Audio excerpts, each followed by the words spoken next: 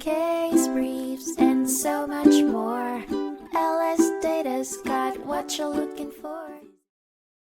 In 1941, into the chambers of the United States Court of Appeals for the Eighth Circuit rolled a case of the defaulted 99-year lease of a vacant lot in the heart of Kansas City, Missouri. The curious case, Hawkinson v. Johnston, revolved around the fallout from a dramatic repudiation of the lease when occupiers ceased their rent payments, took leave of the premises, and, somewhat audaciously, announced their intent to relinquish and abandon the property despite protestations from the leaseholder. The lot, a barren tract on Walnut Street, had been leased out in 1909. All was well until June 1940, when the lessees shook loose their obligations, stopped paying rent, and absconded, leaving the property owner in their wake. In response, the leaseholder, with legal wheels swiftly in motion, sought recompense through court action for the breach of contract. The trial court was quick to identify anticipatory repudiation from the former tenants, a total breach of contract. The defendant contested the determination,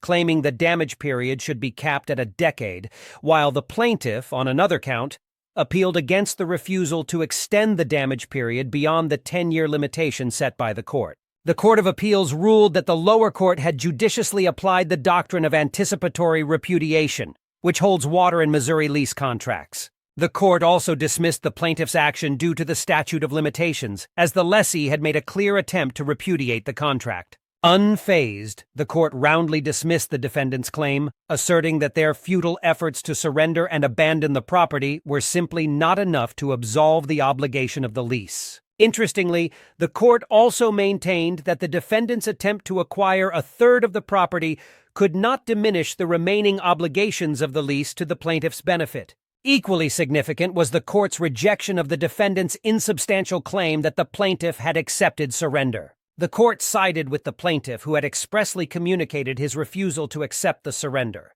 demonstrating an unwavering intent to guard his legal rights under the existing contract against the defendant. In the end, the Court of Appeals both chided and vindicated the parties in equal measure. It upbraided them for their litigiousness, yet concurrently upheld the trial court's decision. The tale of Hawkinson v. Johnston stands as a powerful reminder of the enduring legal challenges tied to lease contracts and the cost of breaching them. Case briefs, and so much more. LSData's got what you're looking for. Visit lsd.law, elevate your mind.